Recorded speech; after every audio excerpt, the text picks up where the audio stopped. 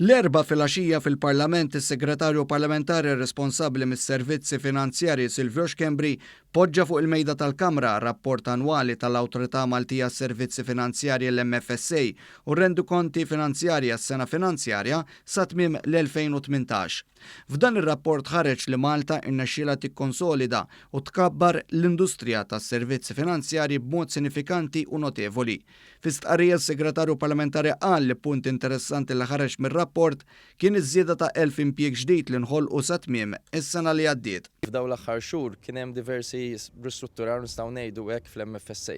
Da wassal sabiex niksbu riżultati bħala pajjiż pożittivi fis-settur tas-servizzi finanzjarji li minkejja forsi fuq livell internazzjonali da ma kienx żmien daqshekk tajjeb għal dan is-settur, sa naraw li f'pajjiżna komplejna niksbu riżultati pożittivi. Fil-fatt sas-sena 2018 sal-aħħar tas-sena 2018 is-settur kiber brata ta' 10% iktar minn fuq is-sena ta' qabel li kienet ukoll sena tajba, però wkoll żiedu l-impjiegi. It-tfit ma' ristrutturar li sar fl-MFSA fil-ġimgħat li ġejjin se jitħabbar il-forum konsultattiv li se jservi bħala punt tal-diskussjoni bejn il-Gvern, ir-regolatur u l-industrija sabiex flimkien tinbena strateġija l-10 snin li ġejjin għas-settur tas-servizzi finanzjarji.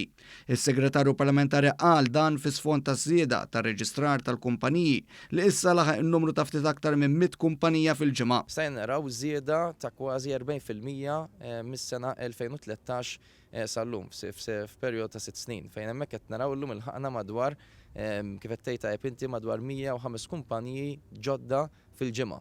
U dan ifisser apparti uħud minnhom sostanzjali wkoll f'dan is-settur tas-servizzi finanzjarji, però wkoll f'setturi oħra qed naraw l-ekonomija robusta tagħna li qed tkompli tikber. Sa tmiem is-sena l-oħra l-qasam tas-servizzi finanzjarji alla l-ħobża ta' kuljum lil madwar 12,000 persuna.